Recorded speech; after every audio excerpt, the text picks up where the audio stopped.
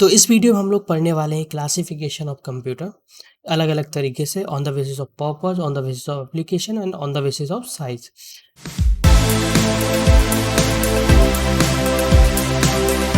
अलग अलग तरीके से कैसे कंप्यूटर को क्लासीफाई किया गया है। तो तीन कैटेगरी यहाँ पे बेसिक उठाई हैं, एक पर्पज के हिसाब से, वर्क के हिसाब से और साइज के हिसाब से, कि कौन सा कंप्यूटर कैसे काम करता है और क्या इसका पर्पज के हिसाब से मतलब क्या उद्देश्य रहता है, और साइज के हिसाब से, छोटे बड़े साइज के हिसाब से इनको डिवाइड किया गया है तीन कैटेगरी में। इन्हीं के बेसिस पे हम लोग इसके क्लासिफिकेशन पढ़ने वाले हैं। तो पहला जो हमारा आता है on the basis of purpose, तो इसमें दो तरीके से डिवाइड किया गया है। पहला है जनरल पर्पज, दूसरा है specific purpose. General purpose computer वही होते हैं, ये चीज़ आप लिखते जाइए, बेसिकली आपको लिखाने के लिए ही है क्योंकि मैं समझा तो दे ही रहा हूँ। जनरल पर्पज कंप्यूटर वो कंप्यूटर्स रहते हैं जिनको मोस्ट कॉमनली हम लोग यूज करते हैं, बस बेसिक सा, जिनको हम घर में यूज करते हैं, जिनमें हम कैफ़े भी यूज करते हैं, इधर उधर यूज करते हैं। बेसिकली वही जनरल पर्पज कंप्यूटर्स हैं, जैसे फ़ोन हो गया अपना, जैसे अपना डेस्कटॉप, लैपटॉप, ये सारे कंप्यूटर जनरल पर्पज कंप्यूटर हैं। और इनका कॉमनली हम यूज करते हैं ईमेल लिखने के लिए, सर्फिंग के लिए, या वीडियोस देखने के लिए, वीडियो एडिटिंग के लिए। नॉर्मल जनरल यूज़ में जो भी कंप्यूटर आते हैं उनको जनरल पर्पज कंप्यूटर में ही कैटेगरी में डालते हैं। एग्जांपल के तौर पे अपने डेस्कटॉप, नोटबुक, अपना स्मार्टफोन, ईटीसी, ये सब चीज़ें जनरल पर्पज कंप्यूटर में आ जाती हैं। अब चलते हैं स्पेसिफिक पर्पज कंप्यूटर में। Specific purpose computers are design to perform specific task. जैसे इसमें साफ साफ लिखा है, स्पेशल पर्पज जो भी कंप्यूटर होते हैं वे डिज़ाइन किए जाते हैं स्पेशल टास्क को करने के लिए, जैसे कि स्पेस रिसर्च, फार्मिंग, इंजीनियरिंग। तो जैसे स्पेस रिसर्च, जो भी स्पेस की रिसर्च चलती है वहाँ पे स्पेशल टाइप के ही कंप्यूटर प्रयोग किए जाते हैं। उनका ऑपरेटिंग सिस्टम स्पेशल होता है, उनकी कॉन्फ़िगरेशन बहुत ज़्यादा स्पेशल होती है, बहुत ज़्यादा हाई होती है, क्योंकि बहुत सी ऐसी कैलकुलेशंस होती हैं इनको जो जनरल कंप्यूटर्स को करने में, जनरल पर्पज़ वाले कंप्यूटर्स को करने में बहुत ज़्यादा टाइम लग जाएगा। इसलिए वो स्पेशली डिज़ाइन किए जाते हैं। जिन चीज़ों की वहाँ पे आवश्यकता है उन्हीं चीज़ों के हिसाब से उनको डिज़ाइन किया जाता है, वो स्पेशल रहते हैं। और जैसे फार्मिंग की इंडस्ट्री है, अपनी इंजीनियरिंग है, इन चीज़ों में इनका यूज किया जाता है। तो यहाँ पे एक नोट दिया गया है, the CPU of this computer is more powerful than any of the general purpose computer. इनका जो सीपीयू होता है, जो हम लोग नॉर्मली यूज करते हैं कंप्यूटर्स जनरल पर्पज़ वाले, उनसे बहुत ज़्यादा हाई होता है, बहुत अच्छी क्वालिटी का, बहुत फास्ट होता है। ठीक है, अभी चलते हैं कैटेगरी दूसरी की तरफ। क्लासिफिकेशन अकॉर्डिंग टू वर्क, कार्य कैसे करते हैं उनके हिसाब से डिज़ाइन किया गया है। तो एक analog computer, digital computer, hybrid computer, इनकी डेफिनेशन मैं आपको समझा ही दूंगा। एनालॉग कंप्यूटर क्या होता है? These are use to represent quantity that varies continuously. को इसकी डेफिनेशन दिखाता हूँ। Analog computers, these are use to represent quantities that varies continuously. इसका इनका प्रयोग भौतिक मात्राओं जैसे प्रेशर, टेम्परेचर आदि को प्रस्तुत करने के लिए किया जाता है। जैसे किसी चीज़ का प्रेशर पता करना है, किसी चीज़ का टेम्परेचर पता करना है, जो जो ये डिवाइसेस यूज होते हैं, इनको नॉर्मली एनालॉग का कंप्यूटर ही बोलते हैं। इनमें कोई ऐसा नहीं चल रहा होता बैकग्राउंड में, 0 1 प्रोसेस हो रहा है जैसे डिजिटल कंप्यूटर में होता है। कोई ऐसा ऑलरेडी प्रोग्रामिंग नहीं की जाती है कि उसी प्रोग्रामिंग के हिसाब से कर रहा है। हाँ, वो एनालॉग प्रोग्रामिंग की जाती है। जैसे अपने घर पे घड़ी होती है, घड़ी घड़ी भी एक प्रकार से एनालॉग कंप्यूटर ही है। उसको ऑलरेडी डिज़ाइन किया, वो कंटिन्यूसली चल रही है, उसमें टाइम दे रही है, ये अपनी एनालॉग डिवाइस है। जैसे एग्जांपल के तौर पे अपना स्पीडोमीटर, अपने गाड़ी में, बाइक्स में होता है स्पीडोमीटर, जो स्पीड बताता है। इनकी वैल्यूज़ कंटिन्यूसली चेंज होती रहती है। रिचर स्केल, एक रिचर स्केल होती है, वो भी इसी का एग्जाम्पल है। तो अब चलते हैं डिजिटल कंप्यूटर की तरफ। डिजिटल कंप्यूटर मोस्ट कॉमन जो आजकल कंप्यूटर हम लोग यूज कर रहे हैं नॉर्मली, ठीक है, वो सारे डिजिटल कंप्यूटर्स हैं। कोई भी चीज़, जैसे कि अपना स्मार्टफोन हो गया डिजिटल कंप्यूटर, अपना पीसी डिजिटल कंप्यूटर, कोई भी चीज़ बेसिकली सारी डिजिटल कंप्यूटर है। अब इसके लिए डेफिनेशन क्या लिख सकते हो? Most of the world computer are digital computer, they used all the data in the form of 0 और 1। तो एग्जाम्पल के तौर पे यहाँ पे अपना desktop, laptop, smart watch, etc, ये हो गए स्मार्टफोन। अभी चलते हैं हाइब्रिड कंप्यूटर की तरफ। Hybrid computers are the combination of digital and analog computer. जो हाइब्रिड कंप्यूटर होते हैं, ये कम्बिनेशन होते हैं डिजिटल कंप्यूटर और एनालॉग कंप्यूटर। मतलब एक प्रकार से, जैसे आपने अस्पतालों में देखा होगा, हॉस्पिटल्स में, वहाँ पे ईसीजी मशीन लगी होती है। वो डेटा कलेक्ट करती है एनालॉग तरीके से पल्सेस को, और उनको शो करती है डिजिटल तरीके से, ठीक है। मोस्ट ऑफ द डिवाइसेस, ज़्यादातर डिवाइसेस हाइब्रिड ही है, ठीक है। जैसे कि एक इलेक्ट्रिक थर्मामीटर, जो डेटा तो अपना डिजिटल मतलब एनालॉग कलेक्ट करती है और आपको दिखाती डिजिटल है। उसमें लिख के आ जाता है 103 डिग्री सेल्सियस, 91 डिग्री सेल्सियस। तो यहाँ पे एग्जाम्पल दिया गया है डिजिटल ब्लड प्रेशर मशीन। अब यहाँ पे classification according to size, size के हिसाब से क्लासीफाई किया गया है 5 तरीके में: micro computer, mini computer, main frame computer और सुपर कंप्यूटर, और इसमें स्मार्ट वॉचेस को भी ऐड कर दिया गया है, ठीक है। तो यहाँ पे माइक्रो कंप्यूटर्स के बारे में जान लेते हैं। माइक्रो कंप्यूटर्स के कुछ यहाँ पे एग्जाम्पल्स दिए गए हैं। एग्जाम्पल क्या, मतलब ये सारे माइक्रो कंप्यूटर हैं, जैसे desktop, laptop, palm top, notebook, tablet PC और पीडीए, पर्सनल डिजिटल असिस्टेंट। अब माइक्रो कंप्यूटर होता क्या है? This CPU of the micro computer is a micro processor. These originated in the late 1970s। ये जो processors थे 1970s के आसपास ऑरिजिनेट मतलब बने थे, with the invention of micro processor by Intel. Intel की मतलब इंटेल ने इसको इन्वेंट किया था। These are very fast, can perform around 2-3 maps, मतलब 2 से 3 मिलियन इंस्ट्रक्शन पर सेकेंड को ये प्रोसेस कर सकते थे।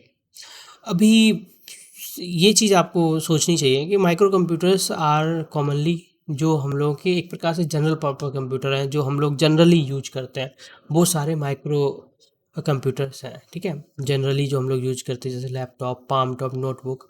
तो 1970 से पहले ज़्यादातर कंप्यूटर कॉमर्शली यूज के लिए होते थे, हम लोग के लिए, नॉर्मल सबके लिए नहीं होते थे, स्पेशली होते, जैसे कहीं किसी स्कूल या संस्था वगैरह में लगे हैं, कहीं रिसर्च सेंटर में लगे हुए हैं, नॉर्मली सबके लिए नहीं होते थे।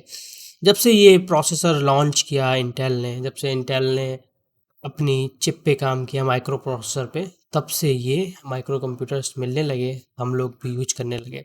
माइक्रो कंप्यूटर के अंदर जब आप जाएंगे तो यहाँ पे डेस्कटॉप कंप्यूटर, लैपटॉप कंप्यूटर और पाम टॉप। डेस्कटॉप, सारे डेस्कटॉप वही होते हैं जो नॉर्मली हम लोग यूज करते हैं। डेस्कटॉप जिसमें सीपीयू रहता है, बड़े साइज में होते हैं। These are keeped on the table, desk पे रखे रहते हैं, और घर और ऑफिस और शॉपिंग में यूज होते हैं, बस इनमें कुछ समझना नहीं है। लैपटॉप्स आर छोटे साइज में होते हैं, इनको आप उठा सकते हैं, कहीं ले जा सकते हैं, सबको पता ही नॉर्मल सी चीज़ है। पाम टॉप्स, पाम पे आते हैं, जैसे पाम से समझ में आ रहा हथेली, जो हथेली पे कंप्यूटर रख जाए वो palm top computer. Notebook computer laptops के मुकाबले थोड़े और छोटे होते हैं, इनको और आसान होता है कैरी करना। फिर टैबलेट पीसी, बिल्कुल स्क्रीन छोटी टैबलेट टाइप का, टैबलेट ही है साफ साफ, वो भी पीसी आने लगे, माइक्रोसॉफ्ट ने अभी लॉन्च किया सरफेस प्रो वगैरह। फिर पीडीए और छोटे होते हैं थोड़े, इनसे नॉर्मल से टास्क किए जा सकते हैं, जैसे मेल भेजना, थोड़ी सर्फिंग कर लेना, छोटे छोटे। आजकल तो पीडीए ये खत्म हो गया, सब टैबलेट, नोटबुक और लैपटॉप का जमाना। अभी चलते हैं मिनी कंप्यूटर की तरफ। Mini computer, these were invented in 1960 to meet the low cost requisite of the many computational tasks which were otherwise very expensive on the mainframe computer। देखिए, mini computer 1960 के आसपास लॉन्च किए गए। Actually क्या था कि यूज होते थे ज़्यादातर main frame computer. Main frame computer क्या है वो अभी हम आगे बताने वाले हैं। मेन फ्रेम कंप्यूटर थोड़े हैवी टास्क कर सकते थे, बट क्या है कि मेन फ्रेम कंप्यूटर होने से प्रॉब्लम क्या थी, एक तो वो कॉस्टली थे ज़्यादा, और ज़्यादातर लोगों को उतने हैवी टास्क करने नहीं होते थे। तो तब मिनी कंप्यूटर्स को लॉन्च किया गया। तो ये 1960s के आसपास ये सस्ते थोड़े पड़ते थे, और इनकी स्पेसिफिकेशन थोड़ी मेन फ्रेम कंप्यूटर से कम होती थी। Main frame computers, these are the computer with high processing capacity and speed। these are large powerful expensive computer। ये बहुत ज़्यादा पावरफुल कंप्यूटर्स थे। मतलब देखो, जो मिनी कंप्यूटर थे, माइक्रो कंप्यूटर्स थे। देखिए, माइक्रो से हैवी थे मिनी कंप्यूटर, मिनी से हैवी थे मेन फ्रेम कंप्यूटर, और मेन फ्रेम से हैवी थे सुपर कंप्यूटर। तो ये सुपर कंप्यूटर से थोड़े कम और मिनी कंप्यूटर से हैवी, क्योंकि मिनी कंप्यूटर तभी बनाए गए थे जब आदमी अफोर्ड नहीं कर पा रहा था मेन फ्रेम कंप्यूटर्स को। मतलब इतने महंगे लेके कोई फ़ायदा नहीं था, और टास्क हमारे कम थे, तब फिर मिनी कंप्यूटर्स बनाए गए। ये जो मेन फ्रेम कंप्यूटर्स थे ये इतने बड़े थे कि इतने पावरफुल थे कि बहुत सारे टास्क को बहुत आसानी से कर सकते थे, जैसे कि IBM 4381, ICL 39 सीरीज और CDS साइबर सीरीज। तो मैं आपको इनकी पिक्स दिखाना चाहूँगा।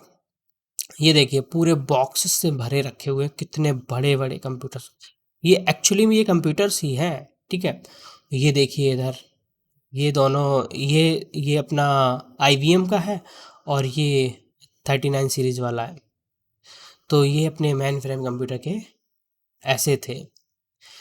Super computer, these are the most powerful computer in the term of speed and accuracy and are used in problems that require complex mathematical computation.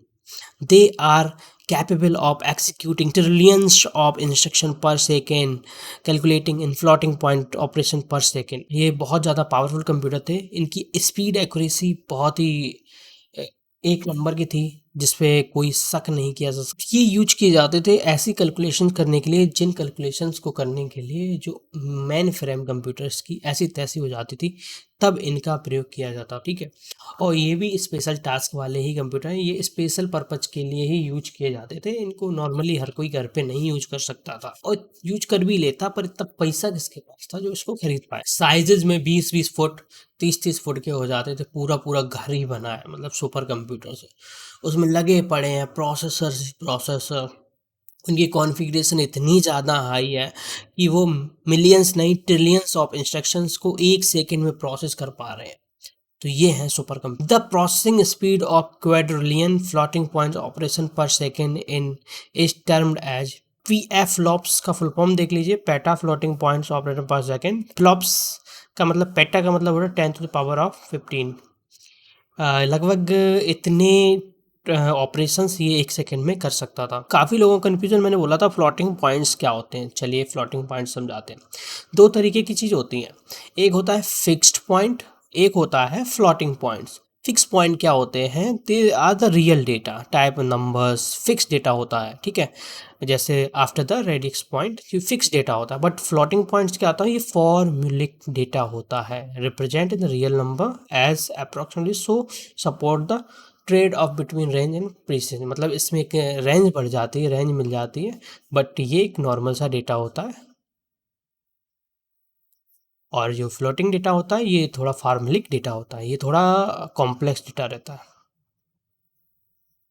और यहाँ पे use to represent the limited range of value, ये use होता है limited range of value. इसमें आपको wide range मिल जाती है डेटा को इंपोर्ट करने की। ये हाई परफॉर्मेंस होता है और ये लो परफॉर्मेंस होता है। लो परफॉर्मेंस होने के बाद भी ये जो अपने सुपर कंप्यूटर्स होते हैं ये इतने हाई टास्क कर लेते थे, सोचो कितना खतरनाक इनका प्रोसेसर, इनकी प्रोसेसिंग पावर रहती थी। ये लेस फ्लेक्सिबल होता है, ये मोर फ्लेक्सिबल होता है। मतलब एक बात समझे तो, अगर जनरल कंप्यूटर के ऊपर समझे तो ये बेस्ट है, और अगर स्पेसिफिक कंप्यूटर में समझा जाए तो ये बेस्ट है।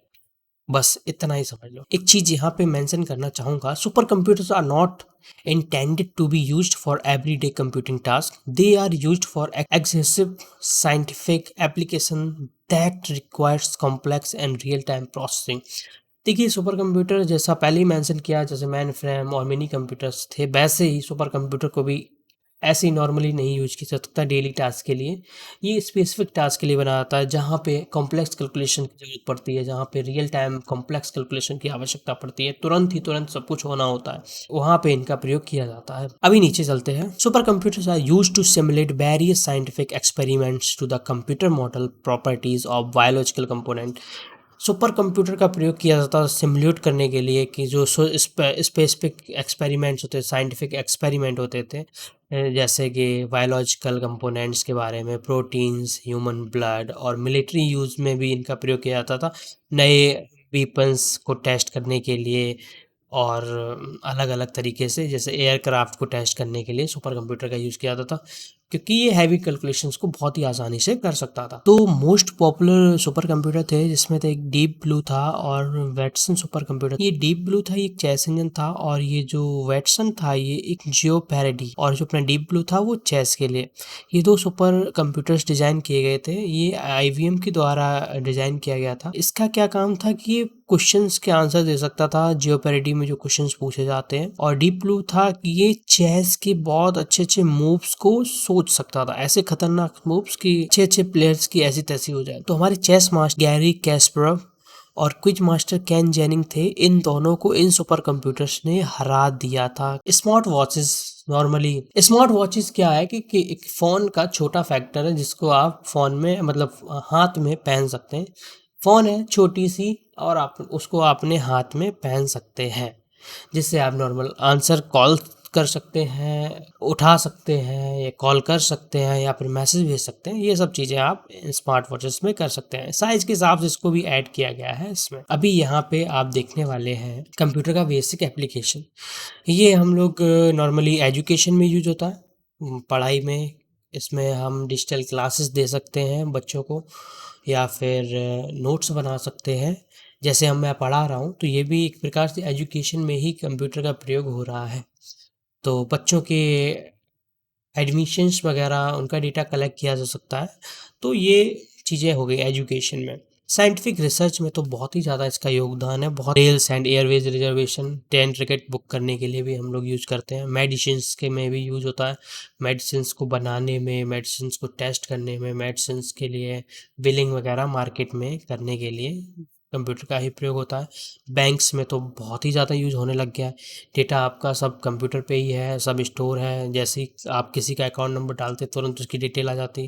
पहले क्या होता था, आप जब कहीं बैंक में जाते थे फिर वो रजिस्टर निकालते थे, उसमें आपका नाम देखते थे, कितना पैसा है। वहाँ पे प्रॉब्लम ये आती थी कि डेटा शेयर नहीं हो पाता था बैंक्स टू बैंक्स में, बड़ी प्रॉब्लम होती थी। अभी आपका डेटा पूरा एक सेंट्रलाइज है, एक सर्वर में है, वो आप कहीं से भी एक्सेस कर सकते हैं, किसी बैंक से एक्सेस कर सकते हैं। मतलब वो बात अलग है कि शेयरिंग पे डिपेंड करता है कि किस बैंक ने कहाँ तक डेटा आपका शेयर किया हुआ है। फिर आ जाते हैं डिफेंस में, बहुत ही ज़्यादा यूज़ होता है कंप्यूटर का। एंटरटेनमेंट एजेंसी जैसे मूवीज़ बनती हैं, मूवी एडिटिंग, जीएफएक्स वगैरह, ग्राफिक डिज़ाइनिंग, ये सब एंटरटेनमेंट की इंडस्ट्री में आ जाते हैं सारे। कम्युनिकेशन में यूज़ होता है। कंप्यूटर की मदद से हम लोग एक दूसरे से video call, audio call, high quality video call करते हैं, वीडियो कॉन्फ्रेंसिंग होती हैं। ये सब चीज़ें कम्युनिकेशन में आ जाती है। ट्रेड एंड कॉमर्स में सेलिंग वेलिंग, कोई चीज़ हम लोग सेल करते हैं, कोई चीज़ बेचते हैं, तो ये सब भी आ जाता है। एडमिनिस्ट्रेशन में भी आ जाता है। अलग अलग बड़ी बड़ी संस्थाएं, वहाँ पे भी डेटा कलेक्ट करने के लिए किया जाता है। तो कंप्यूटर का तो हर जगह प्रयोग है ही। तो चलिए अब नेक्स्ट वीडियोज़ में देखते हैं हम लोग IT गैजेट्स और उनके एप्लीकेशन के बारे में। थैंक यू सो मच, बहुत अच्छा लगा। चैनल को सब्सक्राइब कर लीजिए।